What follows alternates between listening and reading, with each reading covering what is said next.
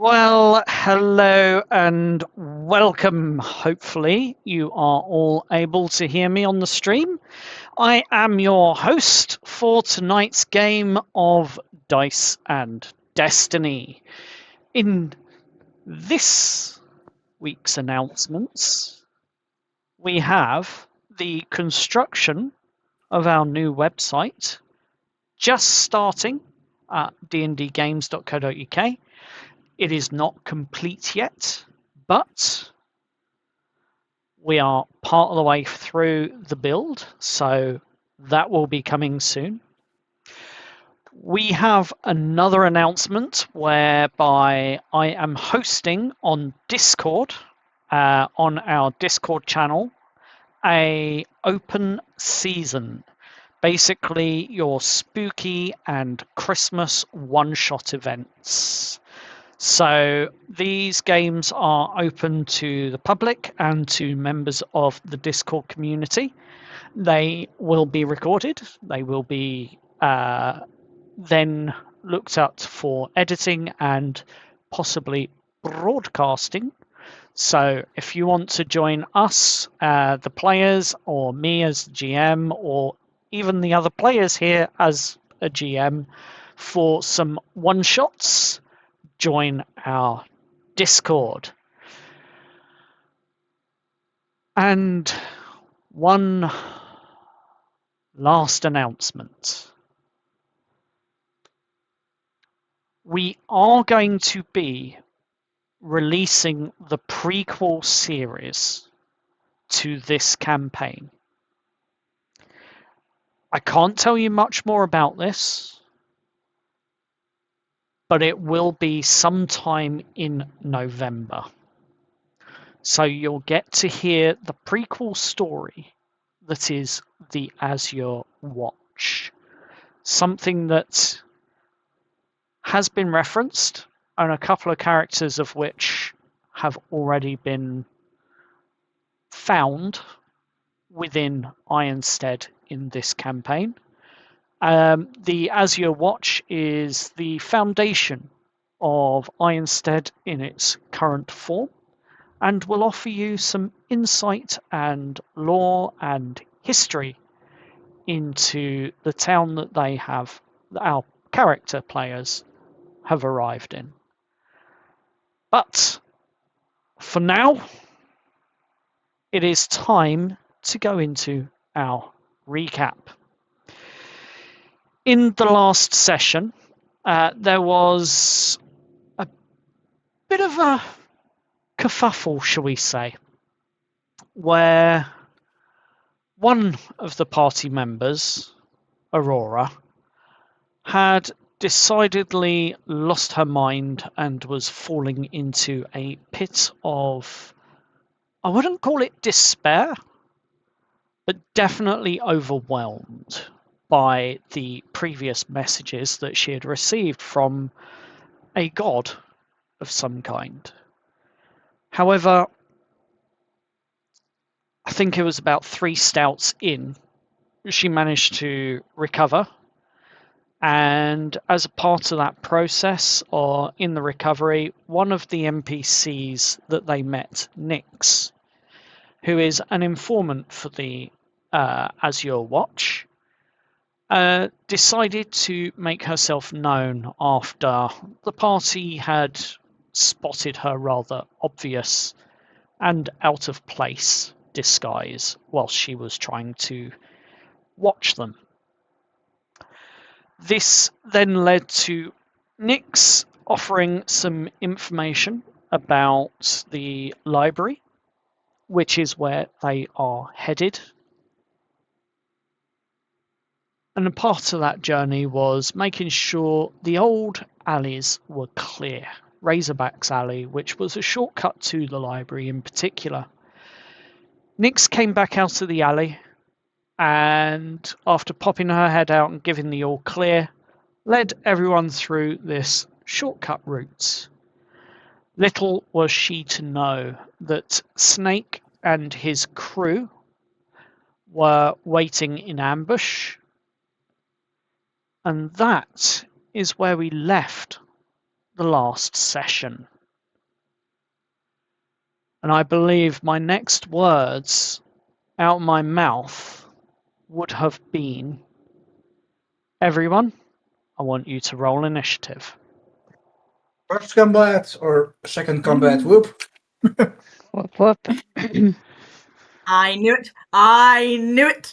I told you, people. Let's say Indeed. 10 for Steve. Oh dear. Steve with the 10. Great roll.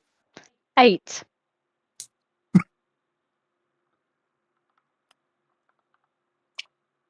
Jess with the 8. 16. Ooh. 16 for Someone- Aspen. Could someone roll me initiative, please? Who I said can't get onto the website. Me, please. I can't get onto the website right now. that would be Tom? Yes. Tom for Chris. Rolling initiative for Chris. Why is that rolled with advantage? I do not know. Oh no, someone else rolled at the same time. Chris, your initiative was a 14, and Aurora, you rolled a natural 1 for 3. So with the initiative order set, Oh yeah, it's gonna be great. it is. Should be As great. Aspen, I believe that the position you were in was with the iron rod that was held out in front of you and across the bodies of the other two in front of Snake, with Nyx firmly behind the three of you as this ambush was launched. But you're up first. What are you doing? We saw that they had weapons and stuff, right? Yes. Yeah. Okay. I mean, I've already got my quarterstaff there, so I am going to swing it at. You said it was Snake that was by us, right? Yep, that's correct. Snake is the one just above you. I mean, he's standing there. He's about 5. He is within 5 foot distance of you, but he's also got his back to the upturned wagon that they used to lead this ambush. Yeah, I'm gonna swing my quarterstaff at him, and if I need to take a step forward, I'll take a step forward. But if I'm fine where I am, then I'll stay where I am. No, you're absolutely fine where you are. Slay, right? Is a Yay. bit tight. Ooh, that is a dirty 20 to hit. Ooh. Go ahead and roll your damage for me. Okay, I on my character sheet have 2 different numbers, and I don't know what the difference is. I think it's either one-handed or two-handed. Right. Okay. What's that meant to mean? If you're wearing a shield, you'll take the lesser damage. Oh, yes. You got a D10 and a D12, I believe. And if you're I've got wearing a D6 shield, and you. So if you're wearing it two-handed, it's a D8. And a D6 if you're wearing it with a shield. God, yeah. Okay, I do not have a shield, so I'm just gonna smack it. Yep. That is a. Oh God, what number is that? This bodes well. Oh, It is my. a. Okay, 2 plus 4, so 6 So points of bludgeoning damage. 6 points of bludgeoning damage. So you see the strike hit, and for a moment, Snake looks a little bit startled. But he's not going to be deterred. Is there anything else you'd like to do? I'm gonna scowl at him as like a warning, but otherwise that's it. Are you trying to intimidate him? Yeah, why not? A little bit. I want to like get my heckles up. Cool. Roll an intimidation check then. I'll allow it. Ooh. Mm. Hell yeah. Okay. That is a 13 plus 3, 16. Ooh, 16.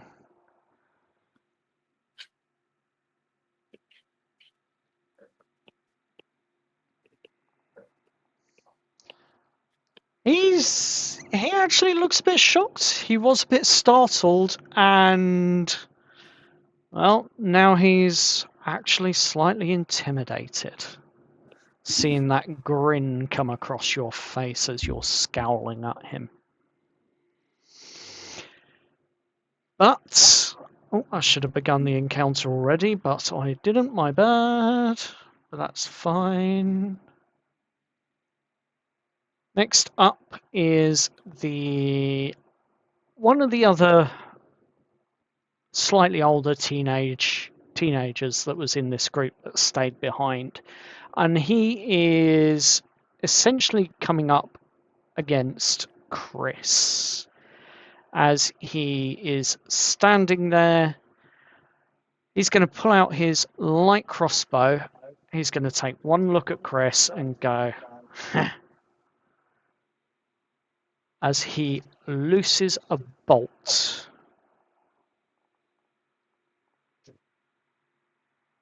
Chris, does a 16 hit? Yes. Bolt flies true and it hits you square in the shoulder.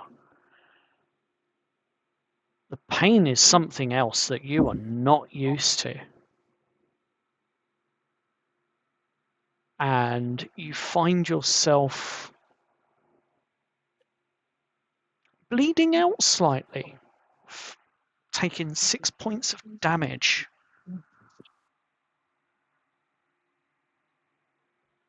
I don't actually know how much damage how much HP. What do you mean you don't know how much HP you've got? You're level 1. You have 11. Shouldn't be a lot. Okay. Yeah, oh yeah, of course. So you take 6 points of piercing damage as this bolt hits you in the shoulder. And yeah, it's bleeding somewhat.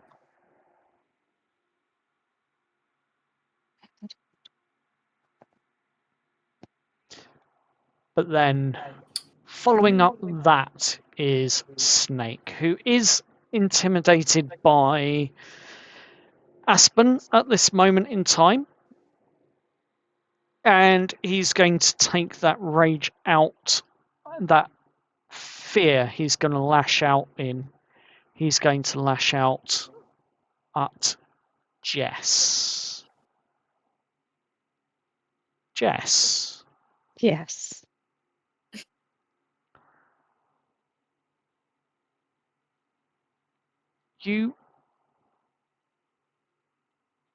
Does a 15 hit?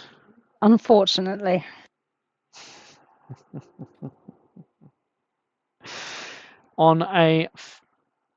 As he swings his scimitar at you, that's an attack roll, not 15 points of damage. Don't mind me. Damage, please. Thank you. As he swings his scimitar at you, it glances across your arm and it does nick you and deals you 4 points of slashing damage.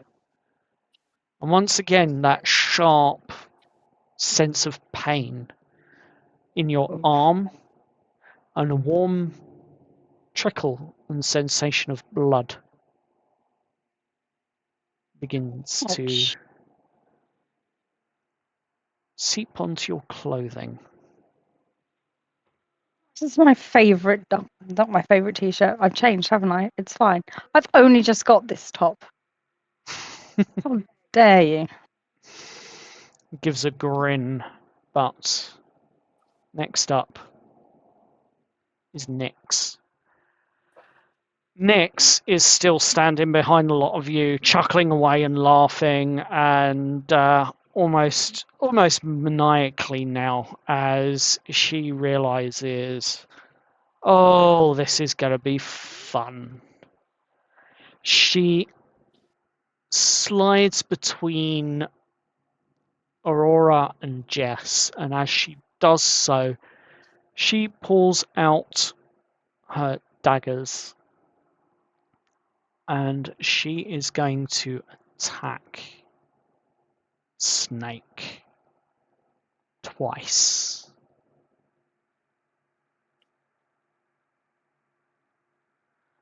Once.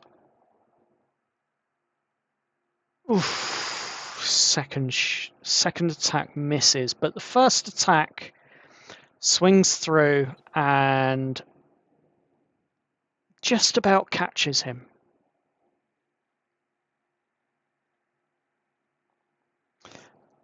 Doesn't do much in the way of damage, but it does enough. And you find that Snake now has another wound. Only this time it's not a bruise from an iron rod that's been used as a quarterstaff, but an actual cut across his face as one of the daggers hits.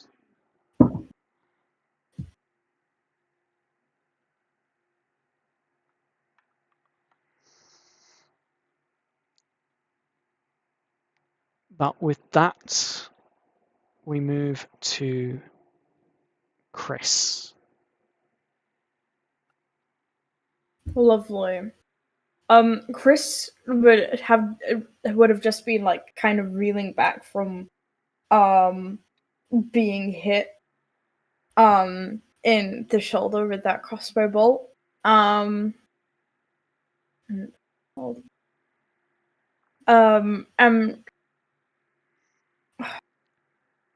which Yeah. one is kind of closest to me? Yeah. I would kind of just go up to the nearest kind of bandit. If it was the one that shot me with the crossbow bolt, even better. But I would like to go up to them and just try and just sock them in the face. Because I currently don't have any weapons, so Not many of you do, as it turns out, but you're more than welcome to roll that unarmed strike. yeah.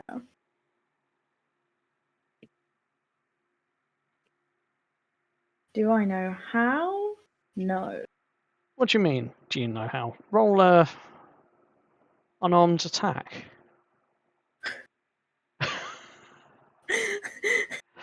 You talk like it's so easy. But It is. Unarmed strike.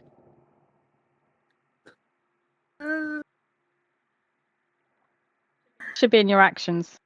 I don't think Tom's struggling with the fact it's an unarmed strike. I'm thinking he's struggling to find out where to roll it on the software. Yeah. Are you using D&D Beyond? No. You're using Foundry? Yeah. Because I don't have it on D&D Beyond. Yeah, and you don't have your character stats in Foundry. It should be a. Well, doesn't it depends, doesn't it? I think it's like +3, isn't it, to hit DC? It's based on your strength. It's based on your strength. Golden, do you know what your strength is? Do you know what your strength mod is? Because you can just roll a d20 d20 and add your your strength mod. Oh, it's actually literally just a +0. Excellent.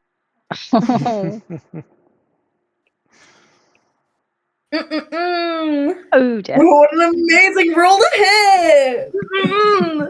Yeah, as you walk up and confidently try and sock him, as you quite put it, unfortunately your hit misses entirely and your arm is just flailing. Because he got shot.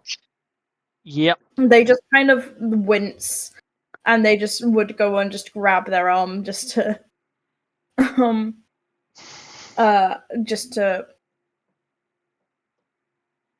stabilize it a bit. Okay, no, fair enough. Steve. Right. So the first thing Steve's gonna do is say to the party, "I want everyone to close your ears." And with that, I'm going to try to cast Thunder Wave. Okay.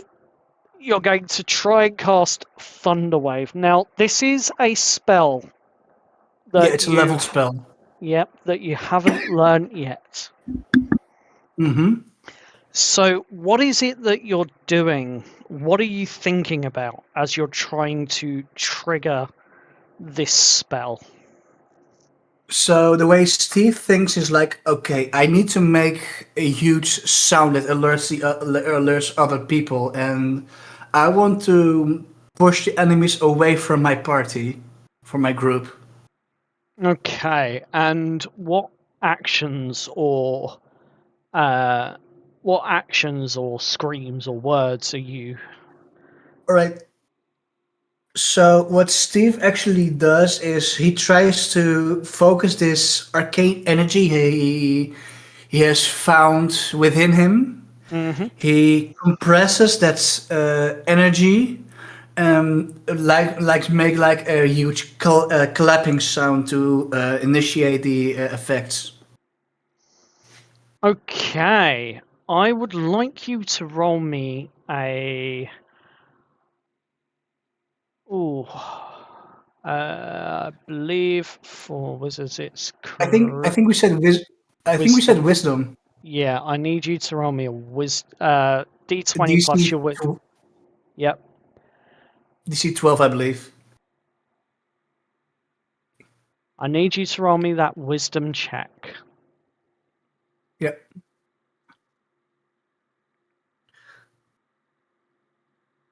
That's a 16. Oh yeah. No, you make it, and as you clap, you channel your thoughts and the energy that you've envisioned yourself compressing into that clap. And it even comes as a shock to yourself. So, I need you to roll the.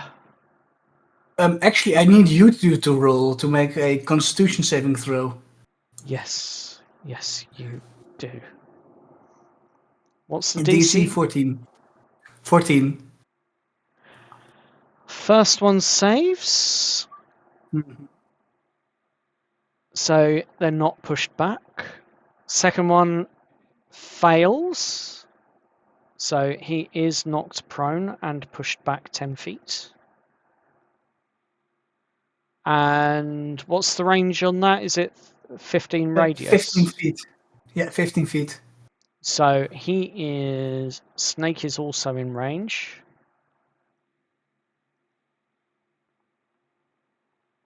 And that is a massive success. Yeah. Okay, roll what damages or anything is. 2d8. Yep. That's 8 points of damage, so the ones who save take 4 points of damage. Cool. But what's more important, it makes a thunderous boom that's audible within 300 feet. Yeah.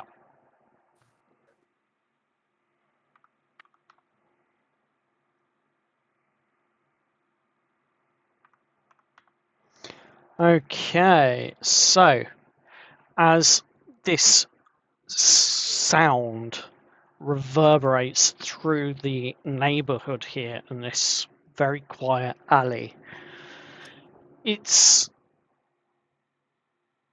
unbeknown to you at this stage what that's done, but you can see it's pushed people back. Now, if I'm correct, everyone else needs to make a save as well, don't they? Let's see. Because it's not targeted. Yeah, each creature, but could I argue that's okay? Nope. Nope, you can't argue this one. I need Jess, I need Aura, and I need Aspen and Chris all to make a Constitution saving throw, please. Ooh. As this shockwave reverberates. You don't know what attention. Oh, we've got a nat 20 from Aurora. 40. I also 14. got a nat 20. 2 nat 20s and a 14. I believe they all pass. Yeah, they save it. My save DC is 14. Yep, Oh, thank that goodness. just makes it. So you, they take. That was a 15 as well. Yeah, they take 4 points of force damage, essentially.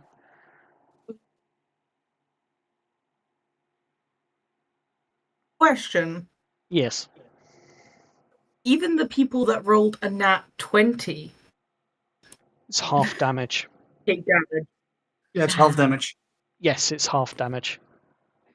Full damage would have been 8. Okay, guys, I hate to say it, I'm on 1 HP at the moment. Ooh. Oh god!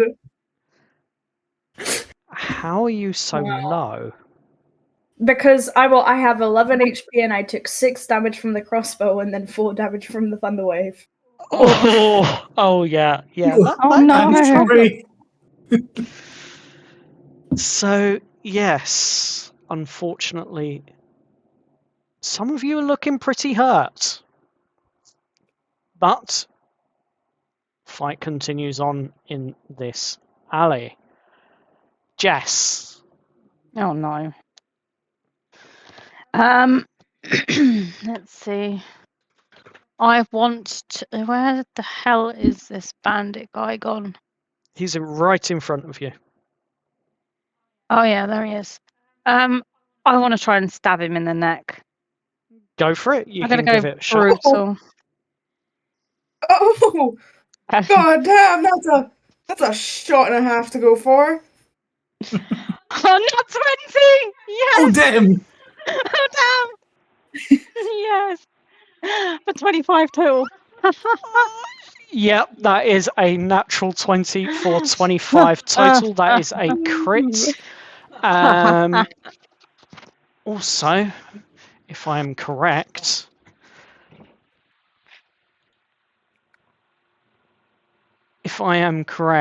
as because of what you are,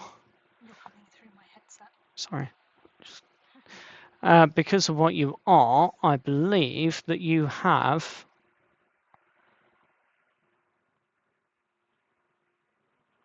an extra 1d6 of damage. So if you can roll your damage, please.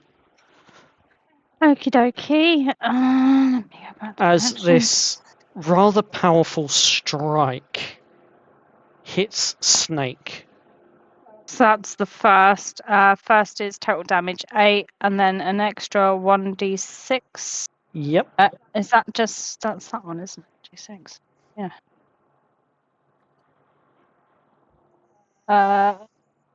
12 total. For 12 points of damage.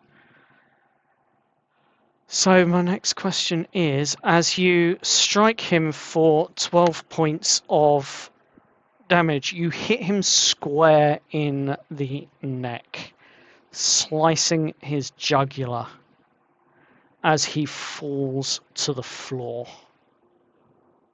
Snake is dead! Whoops. I wasn't really intending to kill him. I was kind of. Well, he shouldn't have messed with my friends.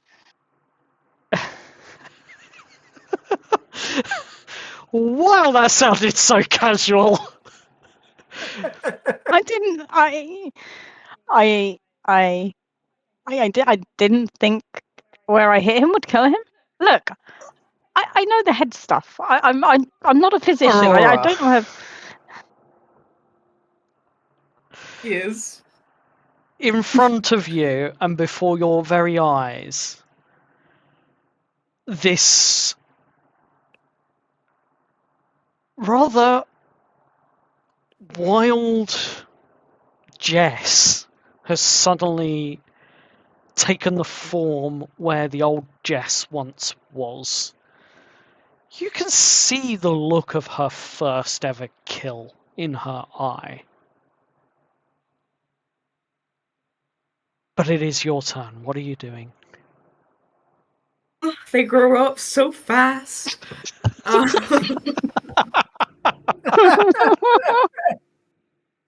We have to remember that Aura's been hunting a lot in her life. This is definitely not her first kill.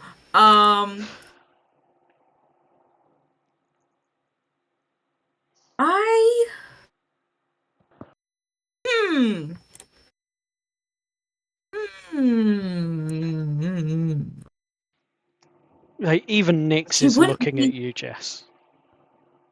She wouldn't be freaked out by that. So I'm gonna take out, I suppose, my foraging knife. Okay. Would I have that on me? Yeah, I'd say I probably took a knife with me. Yes, because that was part of your starting kit. Remember, you have Yeah, all I was those just thinking if items she as like well. still had it on her. Yeah. I'll take that out. Yep. And swing for the person that hit Chris. That's the one that's in front of him. So you move about 15 feet from where you're currently stood. As you reach your target, unfortunately, your swing misses. You're not sure why it missed, but you do notice that Chris is not looking healthy at all. He's practically bleeding out at this point, covered in blood.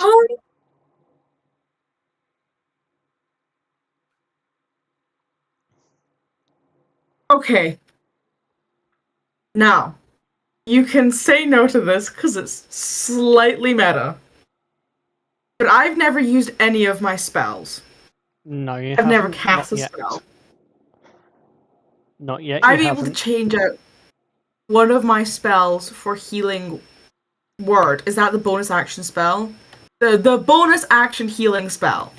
I don't know if that's healing word. still or- costs, Healing still word. costs an action, but also if you just wait until my next round, then I have cure wounds.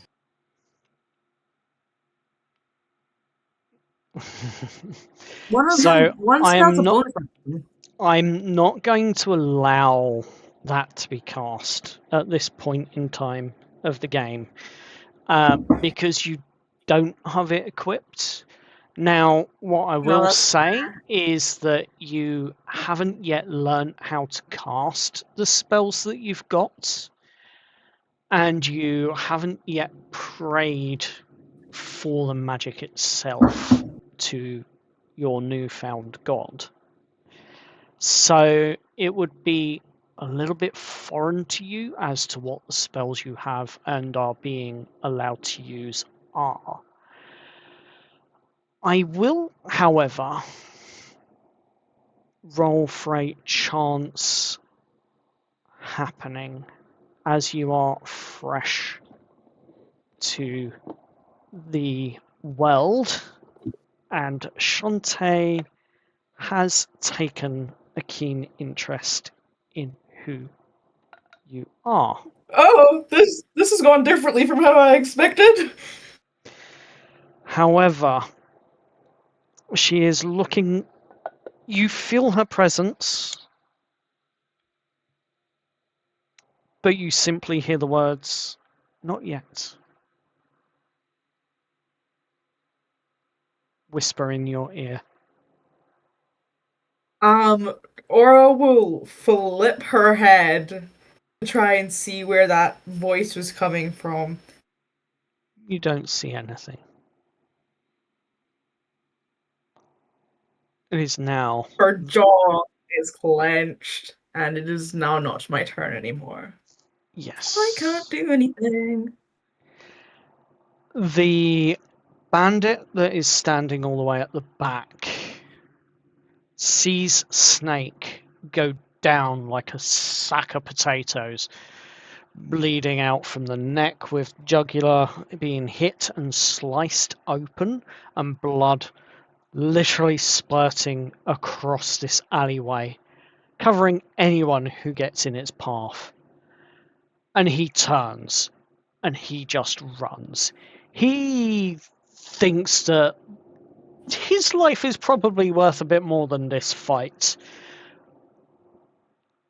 And he is gone from the alley. It is the top of the round.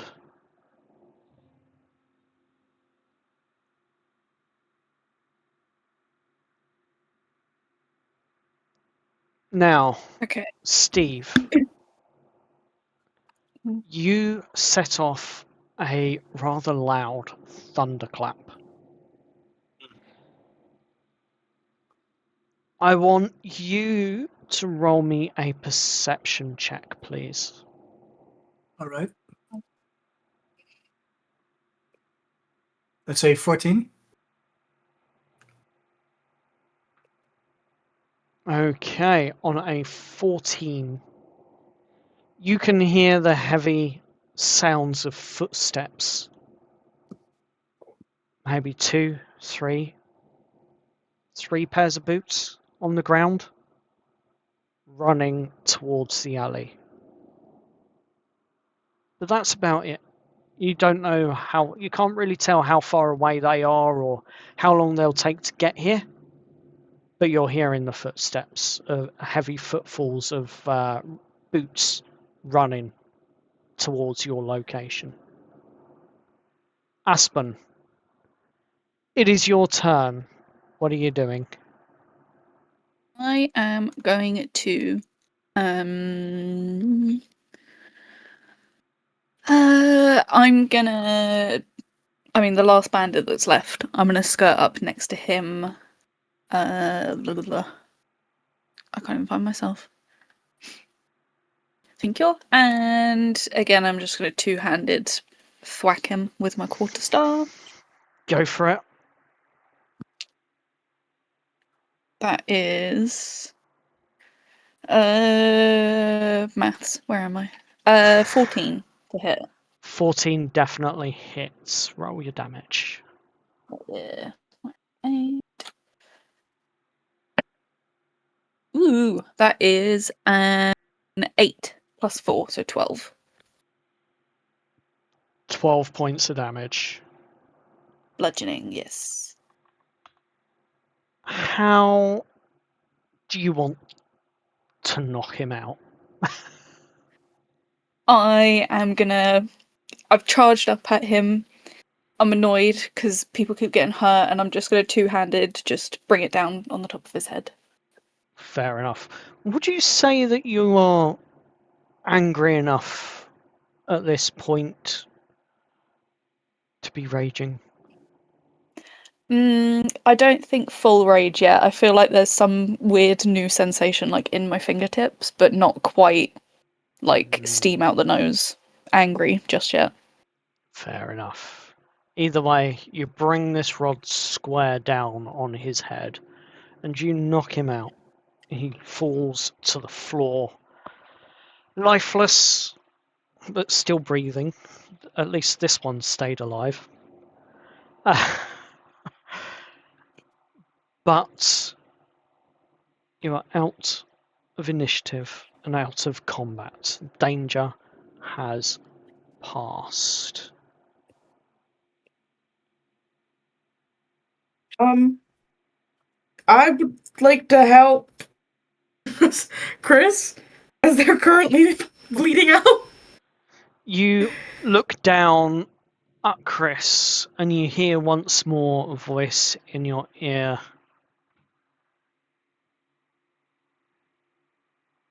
Say a prayer. Lay your hands on him.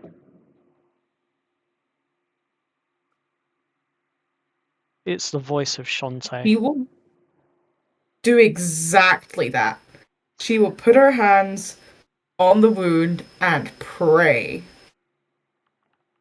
Okay, so as you lay your hands on this wound and pray, you're being guided by Shantae as this energy flows through you, as though you are a conduit, as though you are just a vessel for this energy, for this magic to reach Chris. There is a golden sheen, and as you see this golden sheen come from your hands and out towards where the wounds are, you see it slowly encompass and begin to close up the wounds that Chris has. I need you to make me a roll for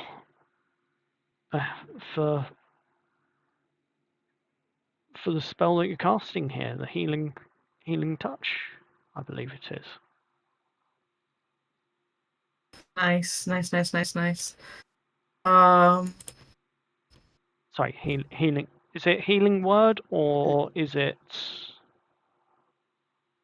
It is healing word. Yes. Yeah, healing word.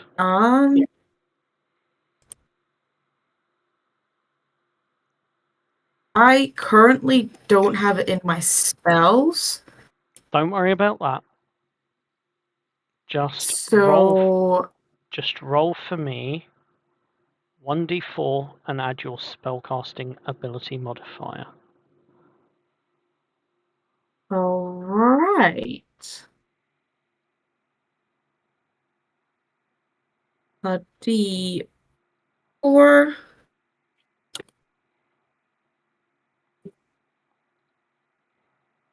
That should be 4 in total.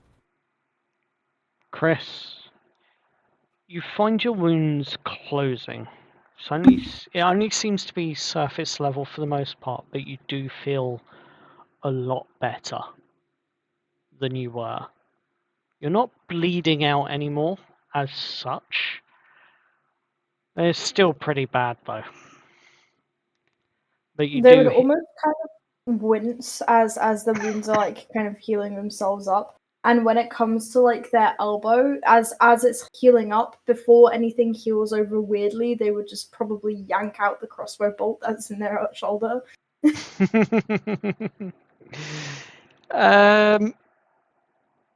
Thankfully, the crossbow bolt isn't barbed. That wouldn't be good. As you yank it They're out. just street thieves. I wouldn't expect them to be barbed. No, but you never know. So yes. Something I didn't even think of. So yes, you heal for 4 points. Yeah, you heal for 4 points. And Aura, you feel the warmth of Shantae, and as you're casting this, it almost smells. It's almost like there's a scent of harvested hay or wheat in the air as you're casting this.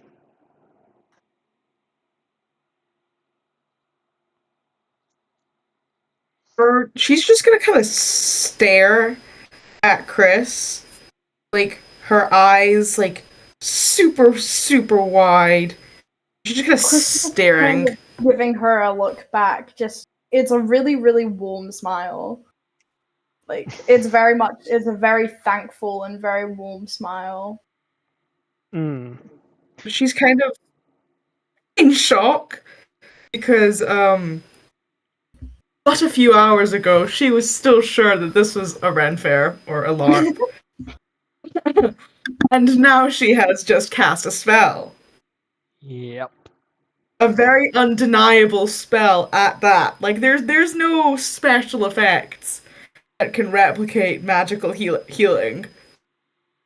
You just magically heal, dude. So she's just kind of staring, like, oh no, oh god. But after about a second of staring, she claps her hands together and bows and whispers a thank you. You feel a warmth and then it fades. And Shantae's gone. Looking around at this moment, those heavy footsteps that you were hearing, Steve, come charging around the corner.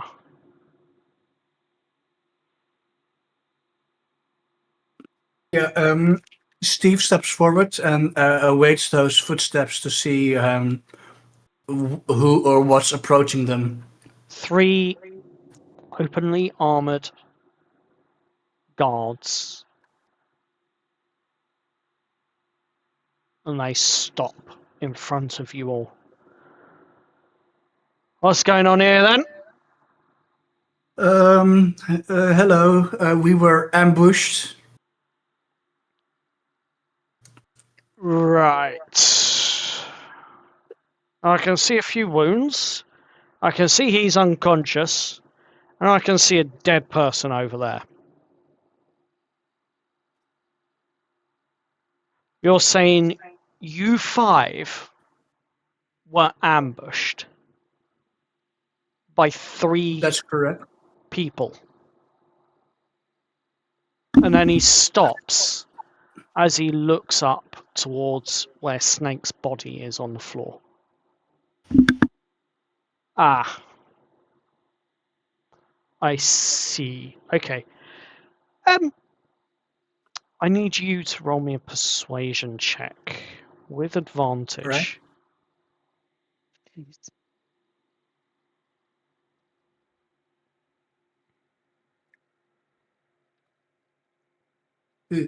That's With advantage?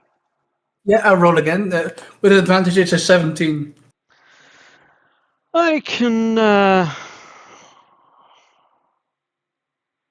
Well, considering that's a known thief and regular problem in this part of town, I am actually inclined to believe you. Take it the wagon wasn't your doing? No, they blocked us with this wagon. Hmm. Well, a word of advice. Don't go running into alleys you're not familiar with. Right, I'll tell the watch. I'll get them to send someone down to help clean this up. I'm not going to detain you. There's no point. Not at this stage. I am going to ask you to voluntarily turn up at the Azure Watch headquarters tomorrow, though.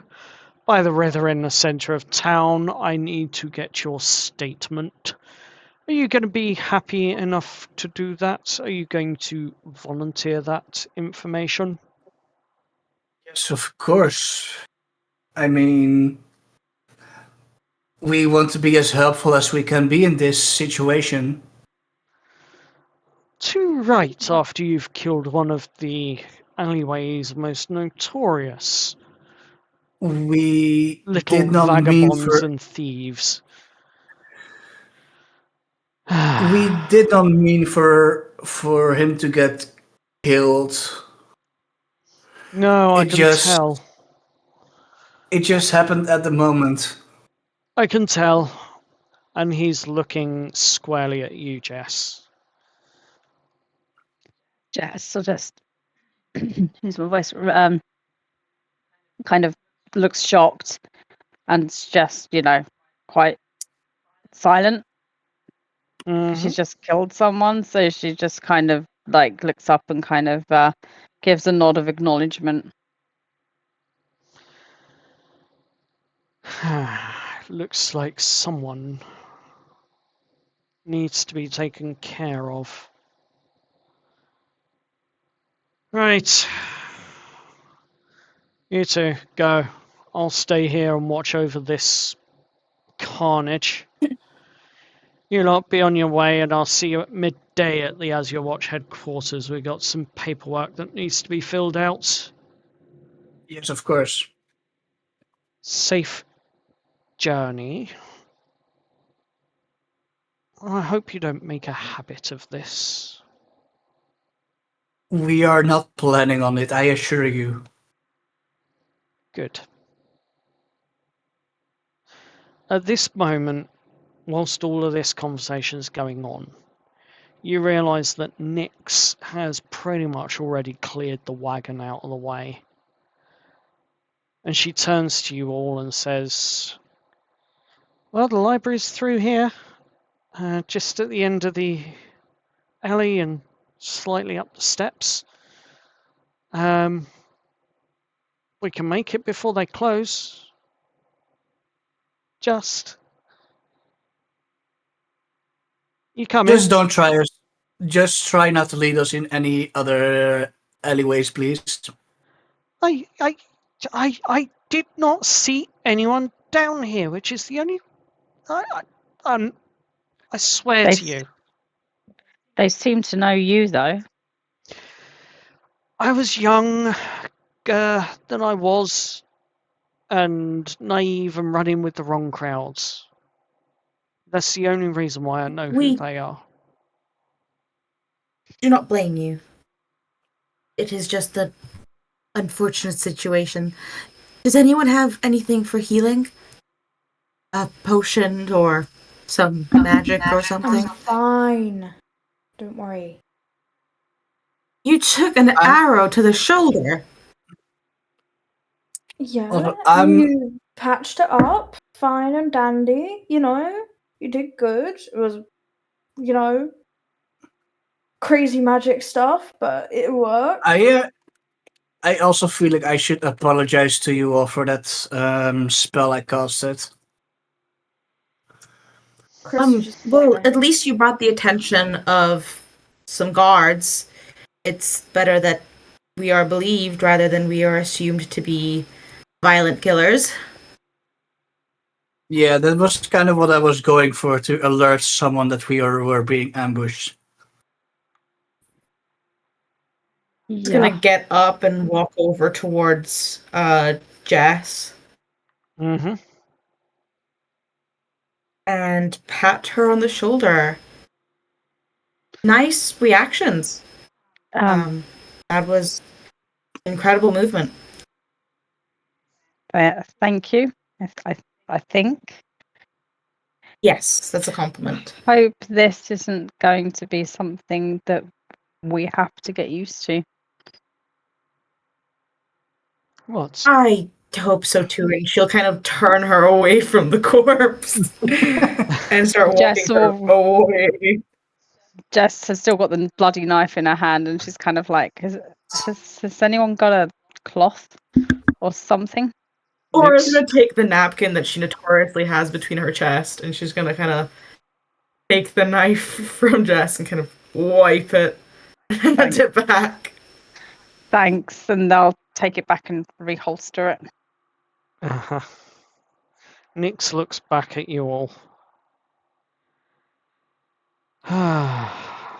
Looks like you lot have a lot of training that you need to get through. Besides, depending on where your journey is going, you might want to get used to it. Great. How? Eventually. Shall we get to the library then? And she starts. I think that's a good idea. She starts leading you down the alleys of these cobblestone alleyways. Tall and short buildings alike, all crammed together. It's quite a closed and small area like very narrow alleyways at this point in time. During parts of the journey, there's even moments where you can only fit through one at a time. But eventually you make your way out onto the main road once more, and you see the steps that Nix was talking about. And as you look up at these steps, you dread not to count them. But Nix, as she cheerily starts running up these steps in front of you, turns, beckons you up, and calls out, "There's only 101 of these. You'll be fine," as she leads the way to the library.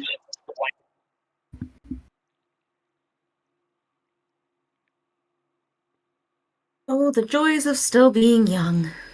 Oh, God, yo. It's a nice workout.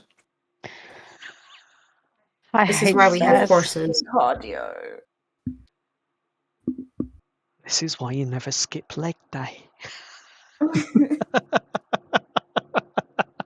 All right, well, people, no one's gonna walk the stairs for us. Up we go. And Aura's gonna take up after Nix. Jess will follow. She doesn't mind stairs too much, but should rather not take them if she can help it.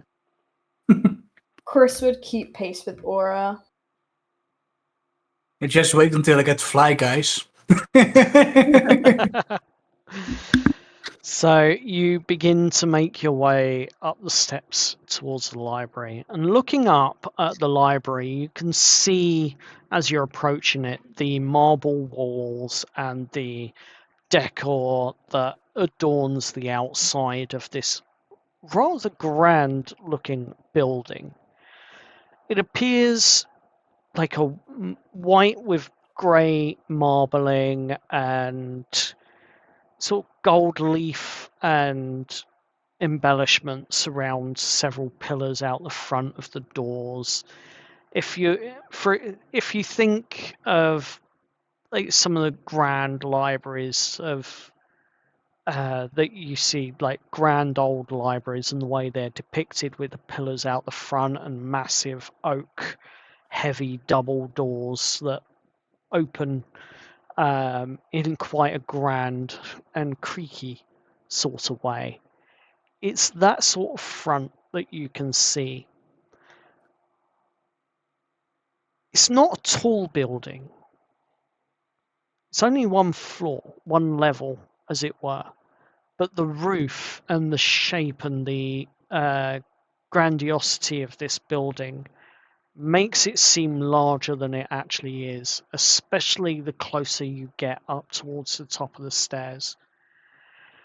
The stairs themselves, as you're walking up, give you quite a good vantage to take a view of the city, of the town of Ironstead.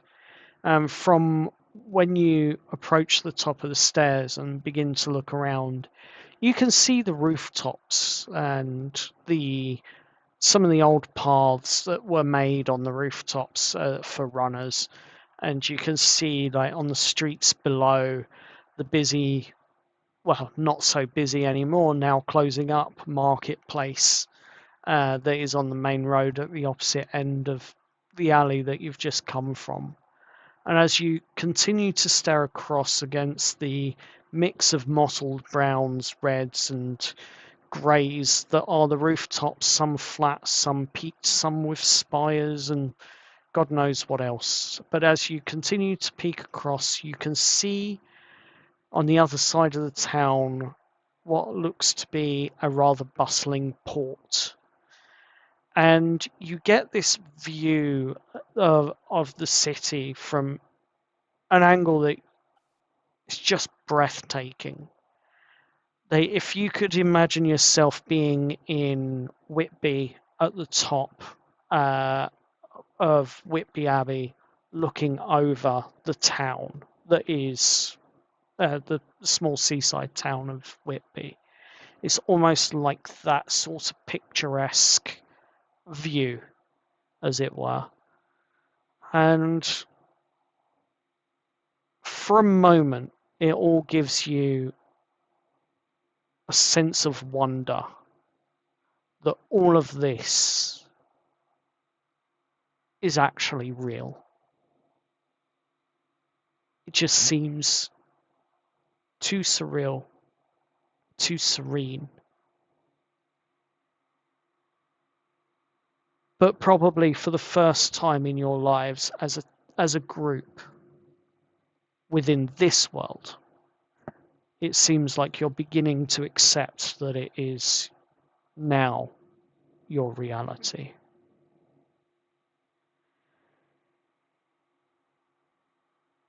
Nyx clears her throat at the top of the stairs. Well, are you all coming?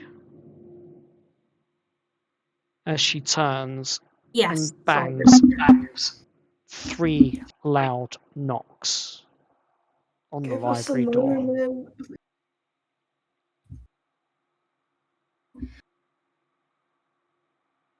Aura's going to turn and walk over to the door. She has a book that she is very interested in getting her hands on. A few moments later, you hear a bolt being dragged across. And it's not the bolt that you would normally hear on your modern locks that you would have had at home. But it is definitely something a lot sturdier than that. As you hear the chunk of the first bolt falling back and dropping and hitting against the wood. And then you hear a second scraping of an iron bolt and another loud chunk as once again that knock of iron on the wood. And then the door opens inwards with a creak.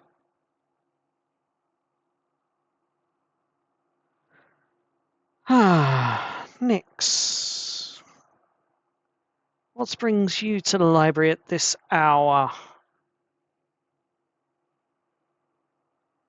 To which Nyx just simply looks over her shoulder.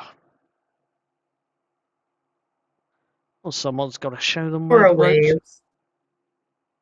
Someone's got to show them their way round town. As she trundles in. Well, guess you lot had better come in. And you see this door open wide as you step into the library.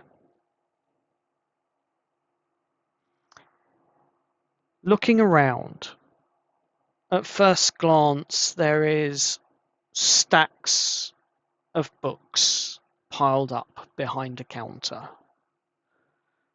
A large, well, I say large, a rather tall chair behind the desk. And as you look down the aisles, it's not like your modern library that you're used to, with books being maybe 2 or 3 shelves high and then a 4th shelf at the top with maybe a few DVDs or something else that you can borrow. No, this is a library, and it seems to be filled with large numbers of tomes and encyclopedic knowledge, like a research library, as it were, more than anything else. But you're impressed by the size of these bookcases. They tower maybe 10, 11 foot tall, and you can see the sliding ladders that are on runners up and down each of the aisles. 2, 3 per aisle, per shelf. And as you continue to look around, you see what appears to be a corkboard with pins and red thread wrapped around the pins, going from one thing to another on that board, with little notes written. And you see that the librarian themselves is a rather tall, very skinny, very pale looking older woman.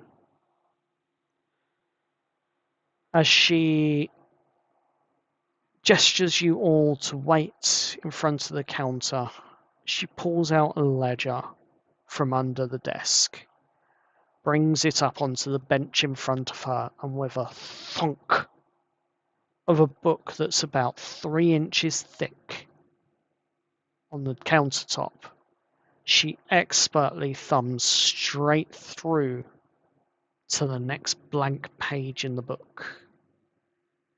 With a flick of her wrist, she's already got the quill in her hand and has already dipped it in the inkwell that sits before you. And so smooth is her writing as she begins to enter a small paragraph into the document, into the book, into the ledger itself. And as you're watching and waiting, you can see it is the most pristine cursive text you have ever seen written. And without a moment's hesitation, she looks up briefly at you first, Aurora. May I get your name, please? I need it for the visitors' logs. Aurora Miller. Aurora Miller. Miller's girl, perchance? Yes, indeed. I'm glad to see that some families are keeping up the old traditions. It's always good to know and understand. Okay, thank you. And she then flicks her gaze over towards you, Chris. She pauses for a moment. Wounded one. What's your name, please? Chris. Just Chris? Oh, I mean, no. Chris, no. Okay. No, there's, no, my... And they just begin at just kind of sputtering, and it's just... Now, is that no, N-O, or is that no as in K-N-O-W? It's actually, what is Chris's surname? Is it Alden?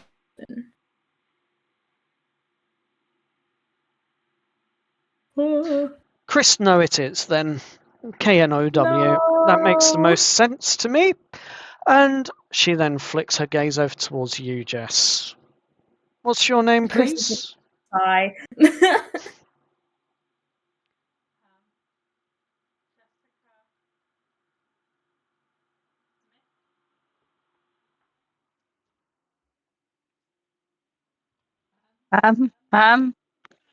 Jessica Smith. Jessica. But Jess is fine. I go by Jess. Jessica Smith. Brackets. Jess. Was your father a smith? Blacksmith, perchance?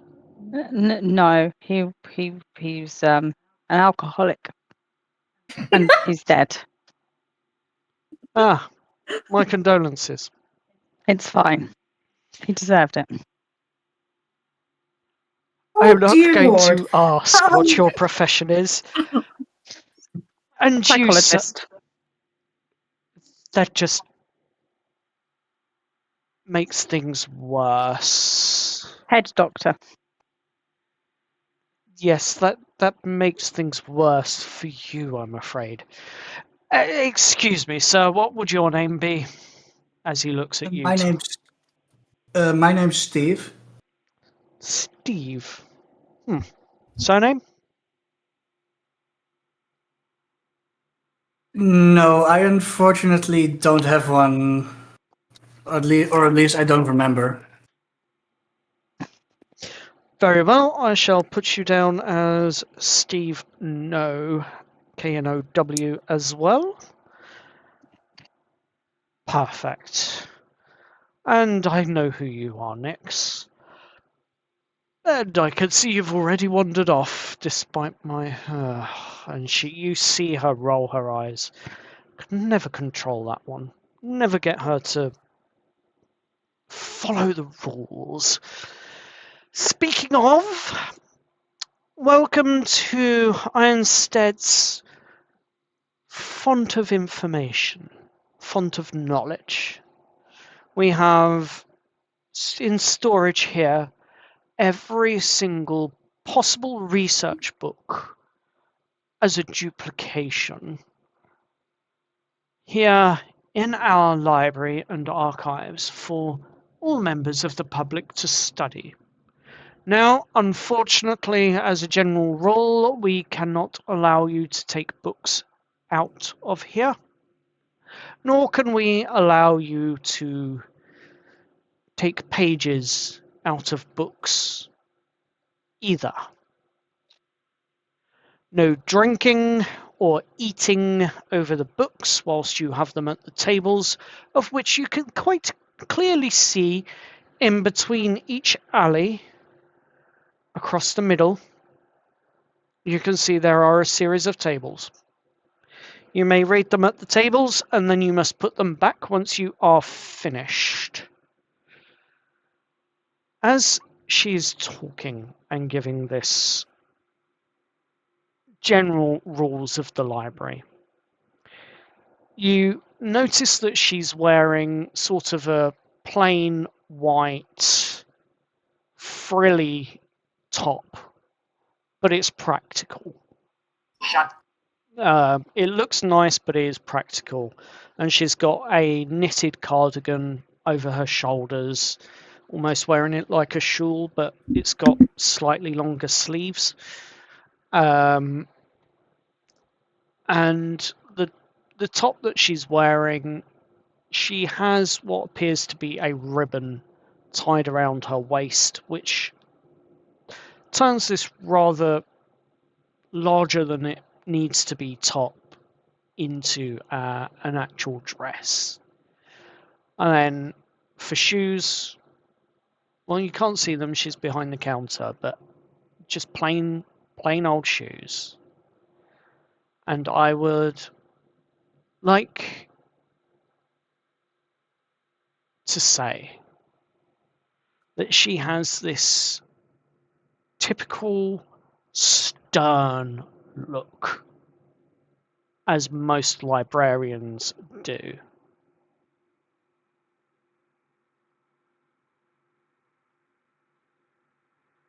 And with that, she finishes her rules and preaching them out to you. Oh, and yes, one last thing. No running. I mean it. Are we all clear and understood? And Understood, yes. As she says that, I would like everyone to roll a perception check if they've been paying attention to her.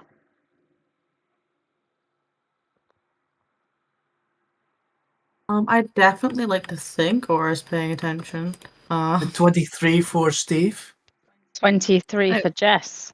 Ooh. Hey, let's go. 20. Oh. And a natural 20 Natural for Aurora. 20. This is it. This is the best rolls of the whole campaign. God, we're all listening. We're not going to better ourselves. We're so good at paying attention. I got a 13, you guys. So We care about the rules of the library. Everyone bar Chris cares about the No, rules of Chris the does library. care. Chris does care. everyone except Chris No. will notice this. But in her cardigan or shawl, her knitted shawl, there is a red thread, singular red thread, that runs through the left sleeve in a small but intricate pattern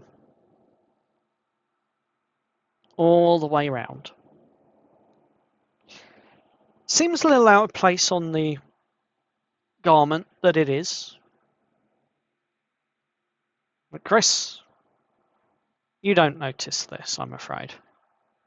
The rest of you also notice that the corkboard that is behind her has the same red thread connecting various pins and receipts and scribbled notes from one to another to another to another. And where the thread runs out on the board, you notice that it's like a reddish ink that then continues on the thread's journey between other scrappy notes that have been pinned up. Now, for what it's worth, the librarian, in all of her wisdom, was keeping an eye on all of you. And she notices that you're looking at the board behind. Oh, don't worry about that mess of notes and scribbles. Long story short, someone that used to work here, they were doing a load of research and apparently they forgot to take it with them. And it's just been here ever since, and yeah, I wouldn't worry about it. I wouldn't worry about that at all. I'm It's curious just as receipts to and why default chits. you have the same thread around your neck that is on the board. No, I Is don't. that coincidence or? I don't have the same thread around my neck. On your sleeve. Oh, that thread. This is what I meant. I just got bored one day. Cut some of the thread off of there and started seeing what pretty patterns I could make. Anyway, all I need of you is to know what it is that you are here to research. I'll go Steve's. first. Oh, sure. I am trying to research about the goddess Shantae. Ah, yes, Any Shantae. information from her? And she thinks for a moment, reaches down, blindly pulling out a book from under her counter. This one's triple the thickness of the last one she thumped on the counter. And it lands with an even heavier thump. And with what you can only deem to be the fastest fingers you've ever seen, she has already turned and flicked to the correct index page for goddesses, harvest, and ultimately Shantae. Ah, yes. We have 3 different books in 3 different areas of the library. We have the one that is in the farming section, although that is more so for mentioning of idols, I believe, that you could pray to for a good harvest. Then we have the religious section, which has most of the pantheon available for you to research. That is on the far side of the library, second from the end and on the 3rd shelf up. You might need a ladder for that one. And then the I can't let you have the third book, I'm afraid, to read, because that is in the restricted section. So I'm not even going to tell you where that is. Hopefully the book you need, the book you find will have all the information that you require. May I ask why the book is restricted? It simply depicts certain aberrations that were deemed by the city a long time ago to be, well, calamitous. It also contains some very strong magic that is related, and for the most part, it's not good. This book, I believe, talks about the subversion of Shantae's power to wither crops instead of producing a good crop. Which is the reason why it is in the restricted section. Less people ruining crops, the better, don't you think? Yes. Yes, I do. Wonderful. Thank you. Go look for my book now. Very well. Yes, who's next? What are you looking for? As she looks up and sees Jess. I'm just here to help my friends. Very well. If you As would. a research assistant. Very well. If you wish to set up on one of the many tables, I assume you have ink and parchment and a quill. Not really. No, I left it Very well. where I. Very well. We can offer you ink, parchment, and a quill for 2 copper, and you get your 2 copper back once you return the equipment to us. Sure. Jess will hand over 2 copper. She hands you 3 sheets of parchment, a half-filled inkwell and pot of ink, and a quill. Thank you. Very welcome. I hope that your research comes to fruition. Thank you. She looks up at Steve. Yes, good sir.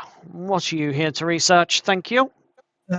Well, I am a starting wizard. Like, I'm just beginning to unravel my magic, and I would like to research more about the magic that's in these lands, and try to figure out more about it. Very well. In that case, then, let me guide you towards the center and third aisles, where you shall find plenty of research that has been done by those of the Spire in the past and those that are currently occupying the Silver Lake cities and the rather majestic magical towers that they have there. This is just merely a little bit of knowledge that they've passed down from various years and research that has been submitted to us. You shall find, hopefully, what you are looking for. And before you ask, no, the fireball spell has been removed from the pages of the books for one simple reason. We do not want the library to go up in flames. Is that I clear? can imagine why. Yeah, of course. Excellent. If you do require that spell, you will require higher level access, and that you'll find is in the restricted section. So I bid you a good day, and please try not to burn anything down. It'd be I will promise appreciated. to. And Steve heads towards his area to do his research. Okay. That just leaves Chris and Aspen.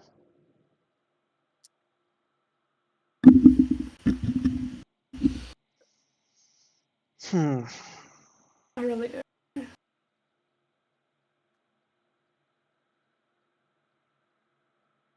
Well, I'm good here. I'm gonna float around this board with all the notes on. And I'm just gonna look at this. I'm good here. I don't have anything to research, so this looks like a good use of my time. very well. We'll get to that in a moment. Chris.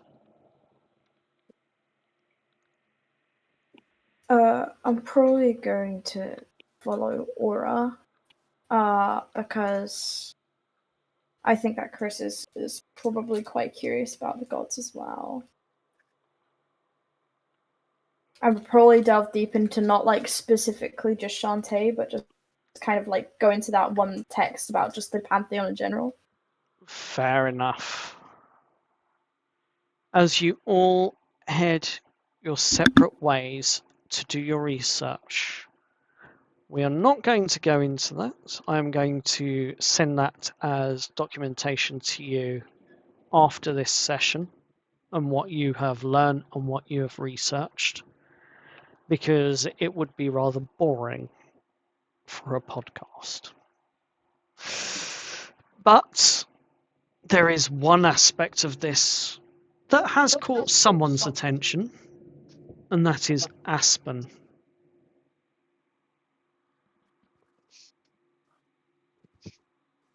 Are you there? I am. You are floating around this board. Are you actively going to investigate it? Yeah, I think so. Okay, in that case then, could you roll me an investigation check as you start to look at these scribbled notes on the research board with the threads and the pins and the what you're not quite sure of, but appears to be a red ink of some kind.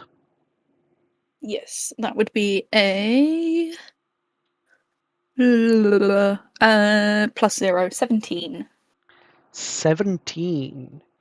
You start to piece together a few receipts here and a few receipts there of various loans of books to what appears to be some titled individuals. You notice that there's one receipt for a Kalor, as the name is written. You notice that that has a red thread and a pin, which then ties down to another little receipt that has a name that you're not sure how it's pronounced. You would immediately recognize if you saw it written somewhere. But does your character know Elven? No. You don't have Elven on your sheet. Okay. I do not. So you'd probably recognize it again if it was written, but you have no idea what the name is, I'm afraid. And then you see that connects to a central pin, which appears to be sitting on a map that's behind all of these receipts and little scribbled notes. And right in the middle of that board where that pin is, excuse me, is, Bless you. thank you, is a ripped map piece which has what words appear to be the Council of the Seven.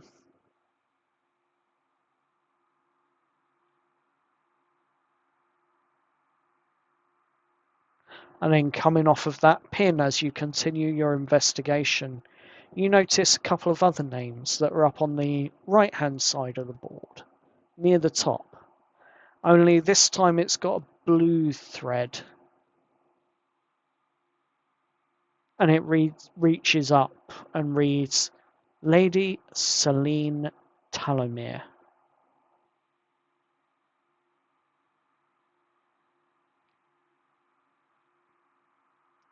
You can't make much of anything else, but there is one thing that all the scribbled notes you've been looking up has in common, and that is a certain ledger, with the exception of those two on the board that have blue threads.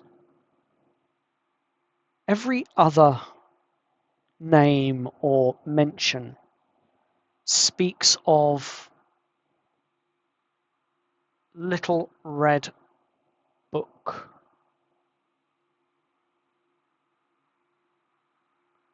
Ledger entry.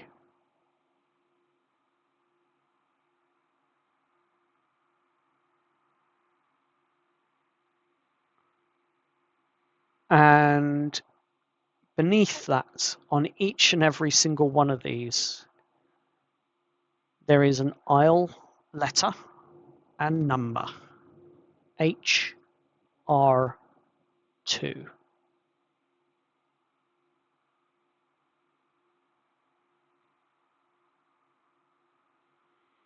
Other than that, a few coffee stained or tea stained and pages that have been pinned to the board randomly and haphazardly don't seem to have any relevance.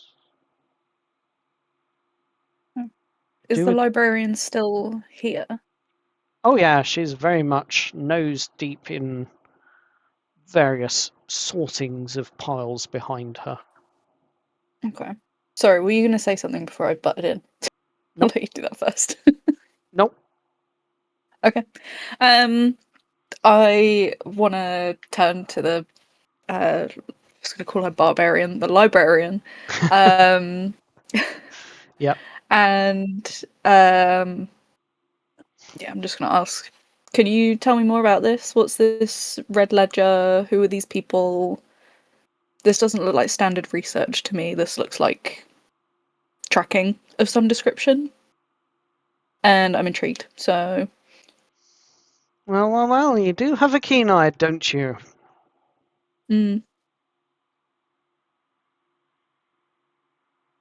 So tell me, what do you think you've found out from looking at all that information on the board? Well, there's the Council of Seven, and there's a bunch of names around it, so I'd assume that all of these names tie to that group.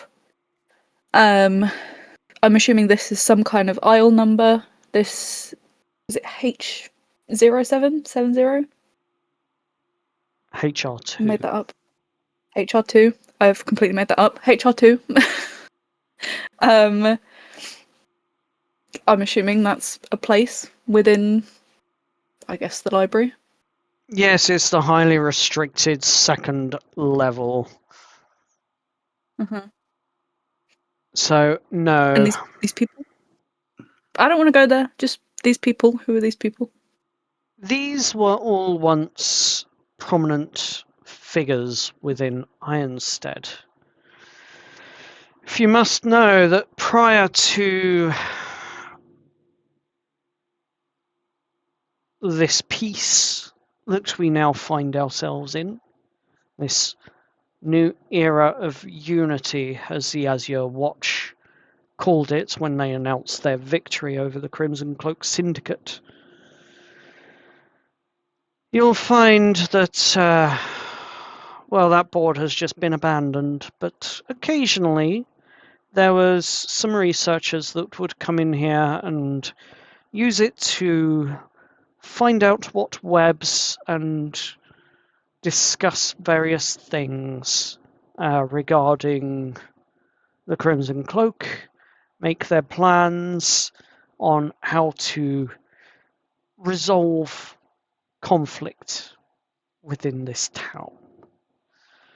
Unfortunately, a part of that brought conflict to my library, And instead of me using their research for their intended purposes, I added some of my own so that I could find out where those that disturbed the peace here in the library actually stayed, so that I can track them down and claim back the compensation I am owed. Right. But And I will give you this. You have a keen eye and a good intellect, and you weren't too far off. Most of them have been overthrown from Ironstead now, from the council. And it's a council of 7, yes, but actually originally there were 9 of them. It's only 7 now, because okay. 2 of them went to prison.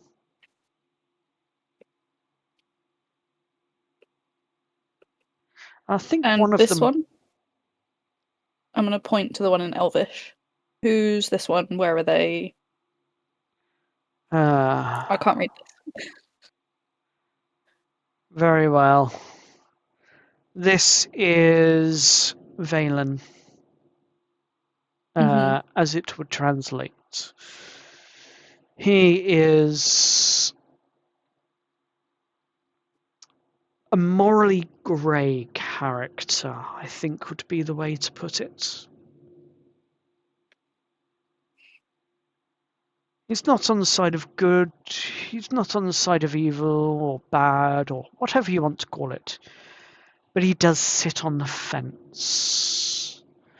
And once or twice in his history he has instigated trouble between different factions for his own gains, but he's never raised tension to cause harm. As I say, he's a morally grey character. Probably one of the hardest on this list to claim. For the record, you know, each of these individuals that are marked in red owe this library a total of 20 platinum each for the damage they caused to the town and my facility. So, I tell you what, your little group here, if you need of earning some coin, perhaps you could hunt them down for us, 1 or 2 of them down for us at some point. There is let's say we'll offer you 2 platinum out of the 20 platinum that they pay us. On the successful return of the 20 platinum to us, that is. Let's just say 2 platinum as a reward if you can track any of them down and get them to pay up. It'd be a great help to this library, and as you can see, it's a bit dim in here, and that's because we're starting to run out of candles and we don't have any oil left for the lamps. We can wager a deal. Would you make it 3 platinum? How many of you are there in the party altogether? 5. 5. Mm. 1 platinum, that'd be essentially that work out to 2 gold apiece. If we're doing 2, that's 4 gold apiece. Tell you what, for each one that comes in that you can get to pay up, they don't have to come here. You could just bring me the money from them all, if you wish. But for each one that you can return the coin,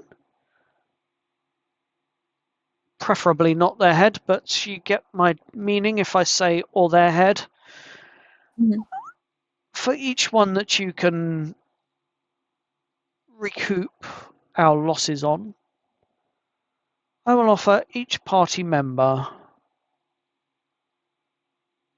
4 gold each.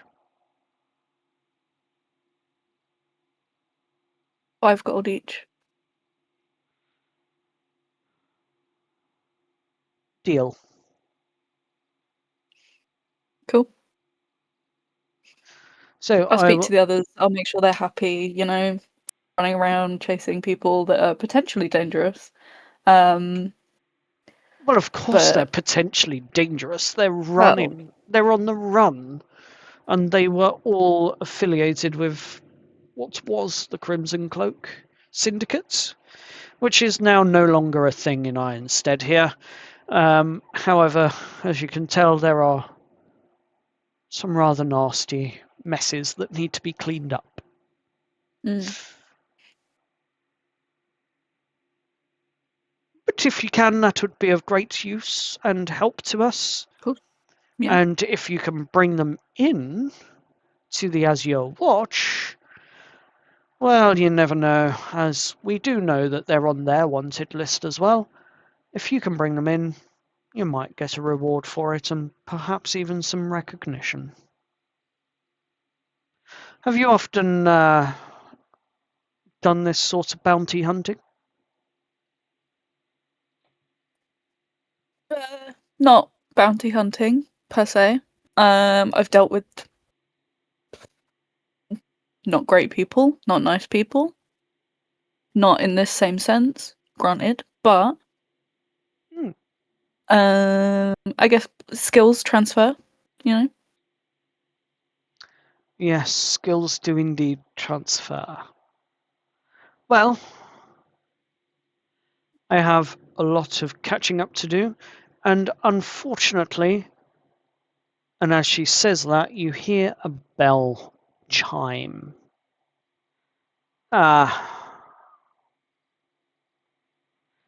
Well, that would be home time, but unfortunately this library cannot close whilst we have guests here. So it's going to be a late one, so I've got some work that I can be getting on with. I bid you a good day. Can I one more question? Quick one, I swear, and then I'll leave you alone. Go on. The thread on your arm. What is it? Oh yes, the red thread. Oh, I just got bored one day and decided to see how tightly I could stitch my cardigan sleeve to my wrist. Not very, it seems, because the knitted fabric didn't want to do what I wanted it to do. I was bored, and then I knotted it, and it just hasn't come out since. Can I insight check? You can. You certainly can insight check that. That is 19 plus nothing. Her micro expressions from her eyes, the way she's not directly looking at you and looking down slightly and fidgeting now with, as she's talking about it, fidgeting now with that thread, kind of gives the game away a little bit. She isn't telling you the truth when it comes to the thread. But most of what else she has said,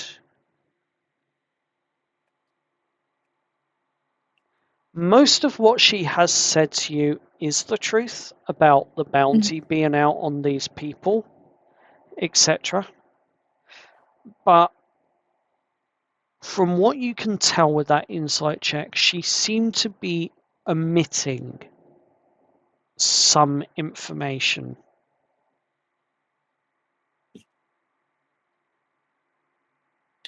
But she was most definitely lying about that thread. Okay. I get it if you don't want to tell me things, because, you don't know us. So fair enough.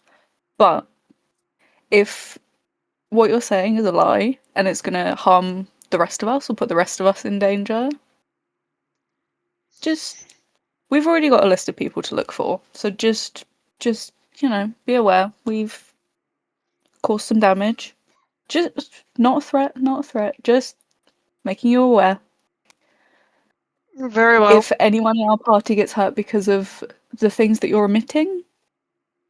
Just keep it in mind. Keep it in mind.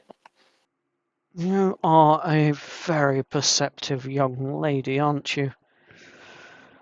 Very well. But don't worry, the stuff I'm emitting is not even worth half the drivel it would take and time and energy it would take me to explain it. And she says that quite convincingly. If you want to challenge that, you can, but that will be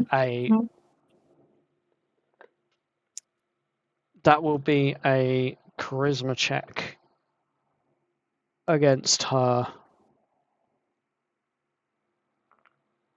18 DC.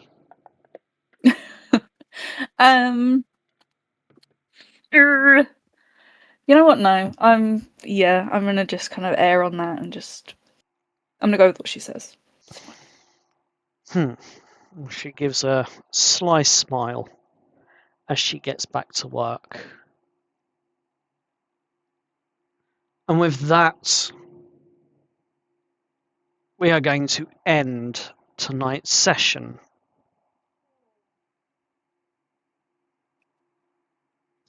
So, everyone that's here on the stream, thank you for listening. Thank you for watching. We hope you enjoyed tonight's session. And we will be back with a new episode of Dice and Destiny in 2 weeks' time.